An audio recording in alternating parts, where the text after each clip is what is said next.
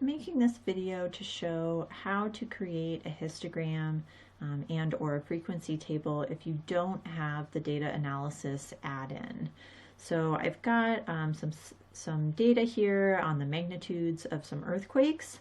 I have already looked at the minimum and maximum values of these. I did these with a formula. So my minimum is using the MIN or min formula, looking at column A, and then I use the max formula for the max. And for this example, I want to use a starting lower class limit of 1, so just before that minimum value, and I'm going to use a class width of 0.5. And this is just kind of preset for this example, but we could look at the range and decide how many classes we want based on that, or look at the number of data values in the set, which I believe is 600. If I highlight column A, I see down at the bottom it says count 601. So there are 600 data values in this list. There are some formulas you can use to figure out how many classes you want, but I'm just keeping it simple here. I'm using 0.5 as the width. And so here are my classes, starting with lower class limit of 1. I just added 0.5 to each one of these. You can see I did this with a formula, just adding 0.5 to the previous value, so I didn't have to type them all out. And then my upper class limits are going to be the numbers with 2 decimal places in this case, because my data has 2 decimal places. That come right before the next class starts. So my first class is going to go from 1 to 1.49, and then I found the other upper class limits by just again adding 0.5 to the previous value. So I've got all the classes set up. My next step would typically be to open the Data Analysis Histogram tool. But if you're using the Office 365 version of Excel, as far as I know, Data Analysis Tool is not available on the online version of Excel. And so if you don't have that tool pack for whatever reason, there are some other alternatives. So one is that Excel actually has the histogram tool built in. So if I just highlight my data, I'm not including any of the classes or anything like that. So I'm just highlighting column A and then go to the Insert menu. One of the chart options is a histogram. So I'm going to go over to the different chart options and click the drop down, and I'm going to scroll down into Other, and this one here is histogram. So it looks kind of like a bar chart with blue bars. If I click that, Excel will automatically create a histogram.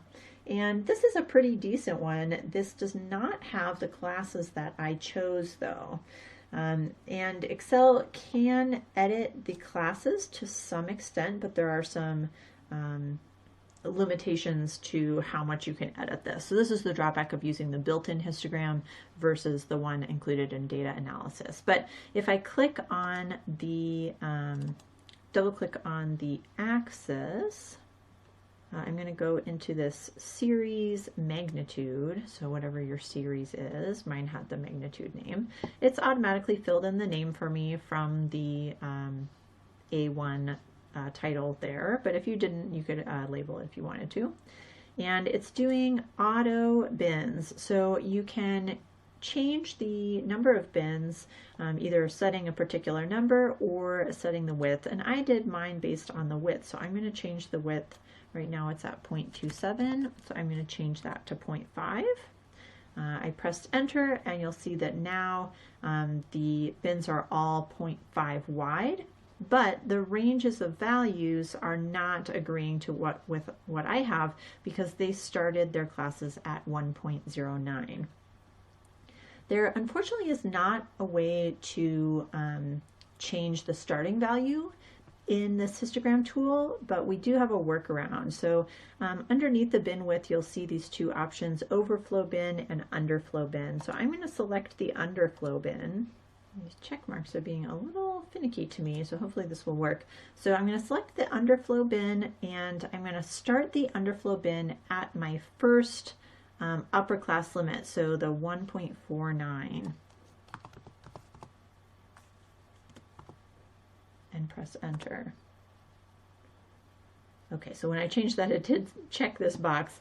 So you'll see it's changed the setup a little bit here, but it has numbers less than or equal to 1.49 in the first box.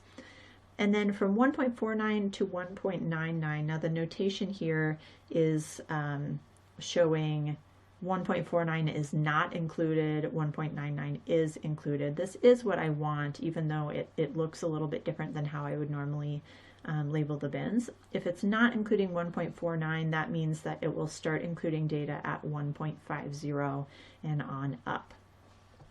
So this would match the at least the shape and the frequencies of a histogram created in the Data Analysis Toolpak. I can of course change my title. I could add axis titles. I could change different other settings on the chart, but I'm just going to leave it as is.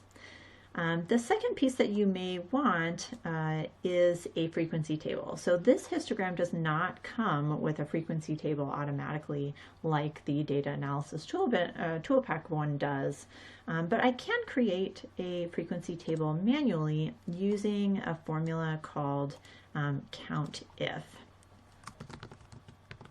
So I'm just going to add a little column next to my classes for frequency. So I'm going to have Excel count up my frequencies for me using a function. I'm going to use equals COUNTIFs. And what this is going to do is I'm going to tell Excel what data to look at. I'm going to have it look at all the values in column A. I just selected the whole column because that's easiest, but you could also select specifically the numbers you wanted. That will do the same thing here. So look in column A and count up things that have this criteria. So I want these numbers to be greater than or equal to 1 and less than or equal to 1.49. So I actually have two different criteria. That's why I'm using the COUNTIFs with the little s at the end. So my criteria 1 is I want my number to be greater than or equal to 1.00. So in quotation marks, I'm going to put a greater than or equal to, end my quotation marks, and then I'm going to put an ampersand and click my lower class limit. So this is saying I want this to be greater than or equal to the value in cell C11. I'm going to put another comma. The next piece, I need another criteria range. The range is the same for both of my criteria, so I'm going to highlight column A again, comma, and now I'm putting in my second criteria, which is that the data is less than or equal to, again in quotation marks, with an ampersand to tack on my cell value for the upper class limit. So again, in my function, I've got the first input is the column A, comma, in quotations greater than or equal to, end quotations, ampersand, the cell for my lower class limit, comma, putting in my data again, comma, in quotations less than or equal to, ampersand, my upper class limit. And you'll see that I get a frequency of 19, which does seem to agree with the first class in my histogram, although it's a little hard to tell exactly what is showing in the graph. And then I can just take this formula. I want to do the same thing for all the cells, but because I used cell references, I can drag that formula down to fill in all the frequencies. If you are new to that type of dragging, I'm grabbing the corner, so hovering over the little green dot at the corner until I get the plus sign and dragging it down. So it's going to compute basically the same formula for each, but it's updating my upper and lower class limits to be the ones next to this box, this cell. So this gives me the frequency of all of these. Depending upon what you're trying to do with the data, you might not need the exact frequencies. You might be able to just use the histogram on its own. But this gives us all the information, all the same information that the Data Analysis Toolpak would have given. Thanks for watching.